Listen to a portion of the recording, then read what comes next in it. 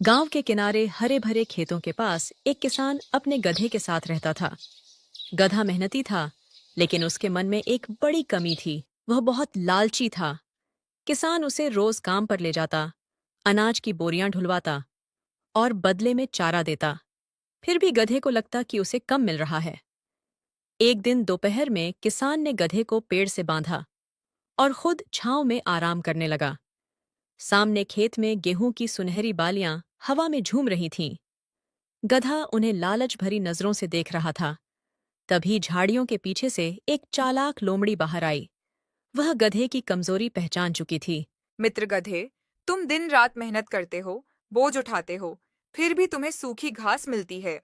सामने इतनी हरी भरी फसल है, क्या तुम्हें नहीं लगता कि तुम्हें भी थोड़ा स्वादिष्ट अनाज खाने का हक है? तुम्हारी बात सही लगती है लोमड़ी बहन, पर किसान ने मुझ पर भरोसा किया है। अगर मैं फसल खाऊंगा तो वह बहुत नाराज होगा। मैं मार और डांट से डरता हूं। डर कर जीना भी कोई जीना है मित्र। किसान सो रहा है, रस्सी ढीली है और खेत पास ही है। तुम बस थोड़ा सा खाओ, किसी को पता भी नहीं चलेगा और तुम्हारा मन भी भर जाएगा। गधे के मन में लालच बढ़ने लगा। उसने सोचा कि थोड़ा सा खाने से क्या फर्क पड़ेगा।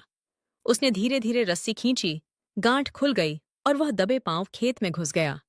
वह हरी बालियां खाने लगा। स्वाद इतना अच्छा था कि वह खुद को रोक न सका। वह एक जगह से दूसरी जगह बढ़ता गया और फसल रौंदता गया।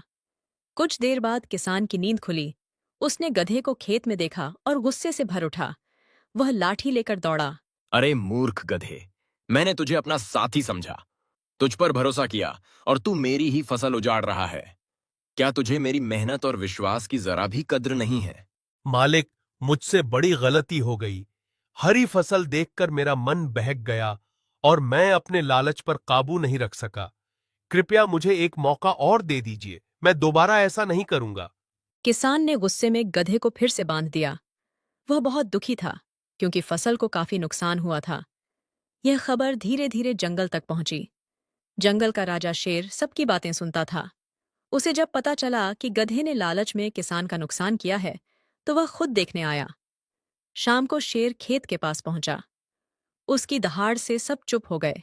गधे, जंगल और गांव में नियम है कि हर प्राणी अपनी मेहनत से पाए, न कि लालच में दूसरों का हक छीने। तुम्हारे इस काम से किसान की मेहनत बर्बाद हुई है। क्या तुम्हें अपनी गलती का एहसास है? गधा कांप उठा। अब उसे सच में शर्म आने लगी थी। महाराज, मैं अपने लालच में अंधा हो गया था। मैंने सोचा थोड़ा सा खाने से कुछ नहीं बिगड़ेगा, पर मैंने बहुत नुकसान कर दिया। मुझे अपनी गलती समझ आ गई है। किसान ने सिर हिलाया। गधे को एक और मौका मिल गया, पर उसके मन में लालच पूरी तरह खत्म हुआ या नहीं, यह अब भी बाकी था। अगले दिन झाड़ियों के पीछे से फिर वही चालाक लोमड़ी निकली। वह धीरे धीरे गधे के पास आई और मुस्कुराकर बोली। मित्र गधे, कल तो तुम डर गए थे, पर सच बताओ, उस हरी फसल का स्वाद अब भी याद आ रहा है ना? ऐसा मौका रोज नहीं मिलता। समझदार वही जो दोबारा चूक न करे। लोमड़ी बहन, कल की गलती से मुझे बहुत डांट पड़ी। शेर महाराज ने भी चेतावनी दी है। मैं अब कोई जोखिम नहीं लेना चाहता, क्योंकि सजा सच में भारी पड़ सकती है। लोमड़ी ने हंसते हुए सिर हिलाया। वह जानती थी कि लालच को बस थोड़ा सा धक्का चाहिए। डर तुम्हें कमजोर बना रहा है। अगर तुम सीधे खेत में जाओगे तो पकड़े जाओगे, पर अगर हम कोई चालाक योजना बनाएं तो किसान को पता भी नहीं चलेगा और तुम्हारा पेट भी भर जाएगा। कैसी योजना?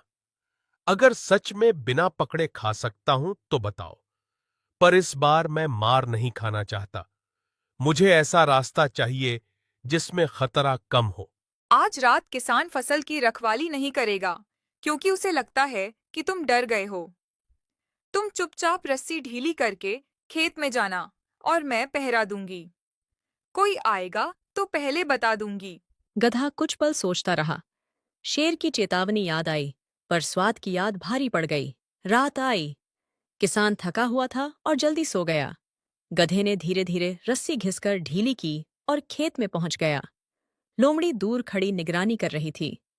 गधा पहले धीरे धीरे खाने लगा, पर फिर वही पुराना लालच जाग उठा।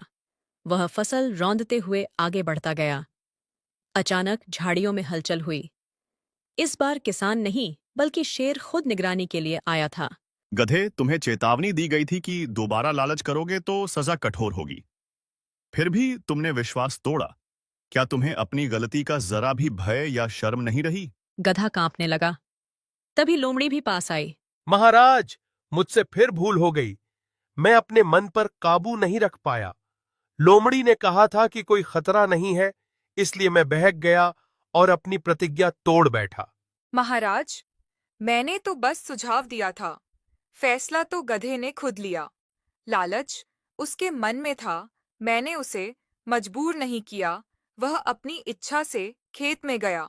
किसान भी शोर सुनकर वहां आ पहुंचा। उसने उजड़ी फसल देखी तो उसकी आंखें भर आईं। महाराज, मैंने आपके कहने पर इसे दूसरा मौका दिया था, पर इसने फिर वही किया। अब मैं कैसे भरोसा करूं? मेरी मेहनत बार बार बर्बाद हो रही है। गलती गधे की है, क्योंकि उसने चेतावनी के बाद भी लालच नहीं छोड़ा, और लोमड़ी की भी, क्योंकि उसने स्वार्थ में आकर उसे उकसाया। दोनों को दंड मिलेगा ताकि बाकी सब सबक सीखें। गधे को किसान के खेतों से दूर जंगल के कठोर काम में लगा दिया गया, जहां उसे दोगुनी मेहनत करनी पड़ी। लोमड़ी को भी कुछ समय तक जंगल की सभा से बाहर कर दिया गया, ताकि वह अपनी चालाकी पर पछताए।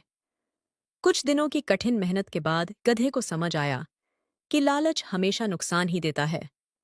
उसने मन ही मन ठान लिया कि अब वह ईमानदारी से ही जीवन बिताएगा। एक दिन उसने किसान से विनम्रता से कहा, मालिक, मैंने अपने लालच से आपको बहुत दुख दिया। अब मुझे समझ आ गया है कि मेहनत से मिला साधारण भोजन भी चोरी के स्वादिष्ट भोजन से बेहतर होता है। कृपया मुझ पर फिर से विश्वास कीजिए। किसान ने उसकी आंखों में सच्चा पछतावा देखा और उसे माफ कर दिया। कुछ महीने बीत गए। गधा अब पहले से बदल चुका था। वह सुबह समय पर काम करता, किसान की आज्ञा मानता और बिना शिकायत के जो मिलता उसी में संतोष रखता। किसान भी धीरे धीरे उस पर फिर से भरोसा करने लगा। जंगल में एक दिन सभा बुलाई गई। आज मैं देखना चाहता हूं कि जिनसे गलती हुई थी, क्या उन्होंने सच में सबक सीखा है। गलती करना बुरा नहीं, पर गलती दोहराना और उससे न सीखना सबसे बड़ी कमजोरी है।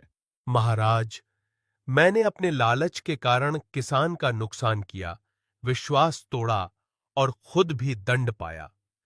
अब मुझे समझ आ गया है कि संतोष ही सच्ची खुशी देता है।